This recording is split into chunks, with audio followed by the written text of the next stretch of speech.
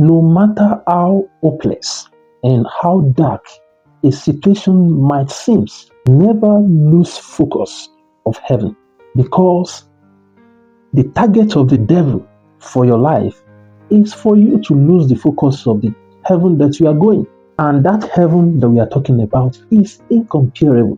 In Revelation chapter 21, verse 21, the Bible says that the street there is made of precious gold. Now you might be living in a place that is not okay for your life. The situations that you are passing through now, it might not what you actually expect in this life.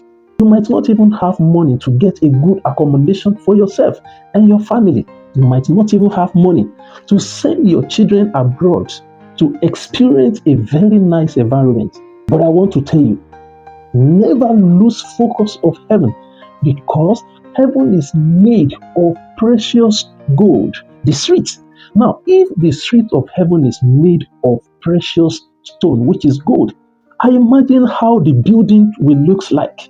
I imagine how the glorious things that God has prepared for you and me, how in that place is going to look like. It tells us that the heaven that you and I we are focusing on is incomparable. In 2 Corinthians chapter 11, verse 23, when you read it from verse 23 to 29, Paul said something. It's mentioned the challenges of life he passed through in this world. But something that not amazed me so much is that in 2 Corinthians chapter 4, verse 17, Paul said, our light affliction, which is but for a moment. You see, when you compare the glorious thing that is awaiting you as a child of God after this world, you will discover that that problem you are seeing as a big thing will be so light before you. Imagine somebody that is serving God with the whole of his heart. Someone like you love God. You serve God with all your heart, start from your youthful age, right from your young age. Your parents, they love God. And despite all the love they have for God, there is no money to send you to school. They are still serving God. There is no money to live a good life. People that are even surround you that you think that they are believers, they turn to be something else that is imaginable. And you now begin to ask yourself, why is it me? But I want to remind you, Paul find himself in the same situation you are finding yourself. There are some times that you have gone without food for days and there is nothing to eat. You look at it that, do I even have future? What is it going to become of me? That you have even looked around, you've reached the marriageable age, nobody comes around. And you are seeing, people are saying, is this one still serving God? Paul, he passed through the same thing.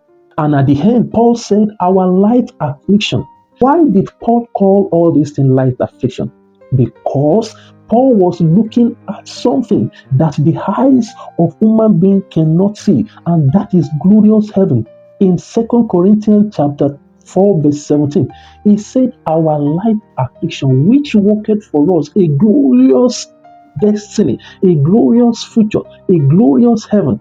Now, when you now compare the enjoyment that Paul is having in the presence of the Most High God compared to the years he spent on this earth, do you think that challenges he passed through in life is not light?